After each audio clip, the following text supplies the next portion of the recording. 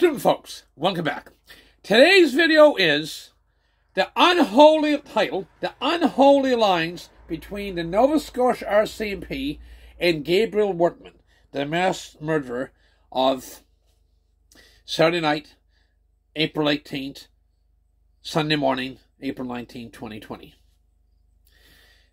I felt for quite some time there's something funny about this here. That guy, Gabrielle Wortman, time and time again, was given considerations. I know there's a million people in Nova Scotia. This might seem like an extremist statement, but as you see the facts, it's not. I'm certainly not aware of, and I don't think there's anybody else in Nova Scotia has ever been granted so much leeway as that guy. Just have to follow the publicly available news reports, the paper and other news media. But I felt for quite some time, again I repeat, there's something that doesn't jive. And there's no question Gabrielle Wortman was granted consideration that no other human being of the million citizens we are in Nova Scotia were ever granted by the Nova Scotia RCMP. Certainly seems to have been an informant, possibly a paid informant, and there's a lot of there's other stuff. I don't have it all, but I'm confident enough to make this video with stuff that's public available, other stuff that I'm aware of, that I repeat, this is titled, and then the unholy alliance between the Nova Scotia RCMP and Gabrielle Wortman. One key factor is this group, this very well-paid crew and their minions at the Mass Casualty Commission. It's being conducted in a manner that no other commission's ever done. Rather than go look for the facts, they put out what they call agreed set of circumstances. Agreed set of circumstances. These fact papers they put out before anybody testifies.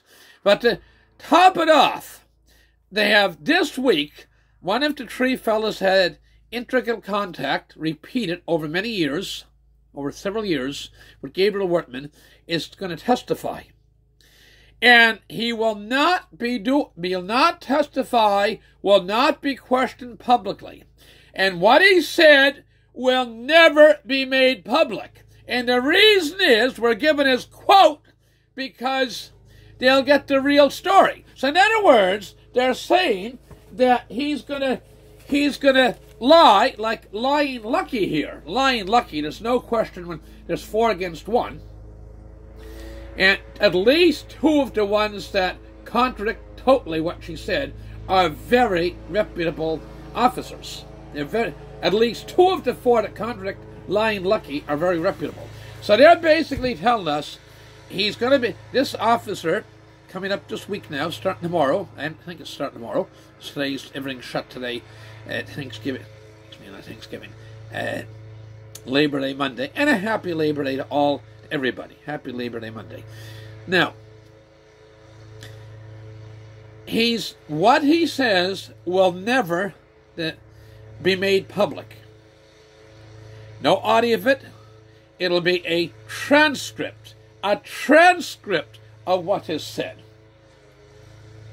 So in other words, something can come up really bad, and they say, well,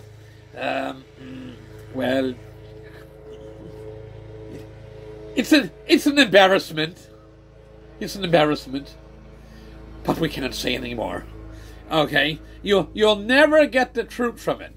But the fact of the matter is that this guy is being allowed to testify, and what he says will never be made public. Testify in private, be questioned in private, and a transcript, a summary, not a transcript per se of what he said. It'll be a summary will be put out of what he said. And all I can say is there's a very, very unholy alliance between RCMP in Nova Scotia and Gabrielle Wortman. And it's wrong. And we have this mass casualty commission that's cost over $25 million as of late spring. Late winter, early spring. I should say late winter, mid-spring. Over $25 million. By the time it's done, it'll be $40 million plus, $50 million. And then they'll probably find a way to spend more. So, again, there's no question, an ungodly alliance or connection between the Nova Scotia RCMP and Gabrielle Wortman.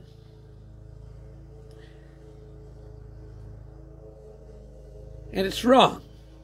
It's clearly wrong. 23 people lost their lives. You can never accuse any police force when there's a mass murder on the go. The first night. But boy, oh boy, you go that second day. I will never, never, never accept that if they had put out some sort of alert or warning that many, if not all, most of those people that got murdered the second morning wouldn't be still with us. It's not a pleasant subject. With that, I got to go. It's John Pettipas. I ask you to stay tuned and wish you all the best. God bless. A happy, peaceful Labor Day weekend, all you folks out there. And thank you very much. Bye for now.